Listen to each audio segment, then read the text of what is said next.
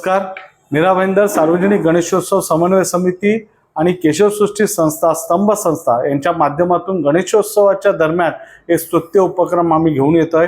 या उपक्रमाच्या माध्यमातून जे निर्माल्य म्हणजे हार फुलं जे गणेशोत्सव मंडपामध्ये जमा होतात ते दर 2 दिवसांनी आमच्या संस्था त्या मंडपातून ते निर्माल्य उचलणार आहेत आणि त्या निर्माल्यावर प्रक्रिया होऊन एक खत निर्मितीचा प्रकल्प आहे. ते खत पालघर येथील शेतकऱ्यांना मोफत दिलं जाणार आहे. त्याचबरोबर या प्रक्रिया केलेल्या फुलांच्या पाकळ्यांपासून अगरबत्ती बनवण्याचं काम, एक रोजगार निर्मितीचं काम उत्तर येथील महिलांना दिलं जाणार आहे.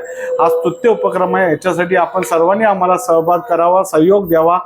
या संस्थेच्या गाड्या आपल्या मंडपामध्ये येतील. दर 2 दिवसांनी ही गाडी आपल्या मंडपात येईल. आपण हे निर्माल्य आमच्याकडे स्वाधीन करावं आणि या चळवळीमध्ये आपण सहभागी व्हावा. जय हिंद, जय महाराष्ट्र. नमस्कार.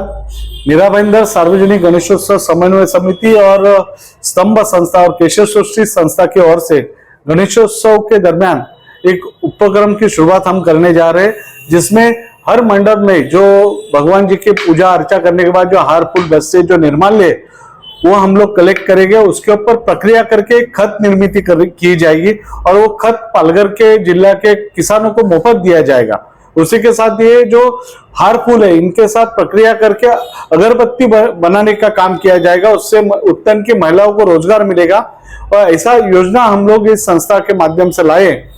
7 तारीख को गणेश जी का आगमन हो रहा है. 7 से हर 2 दिन के बाद आपके पंडाल में हमारी व्हीकल्स आएगी और हमारे संस्था के जो रिप्रेजेंटेटिव है वो आपसे वो निर्माल्य कलेक्ट करेंगे. तो ये अच्छा उपक्रम है. इसमें आप आपका सहयोग और सहभाग दीजिए और हमको सहयोग कीजिए.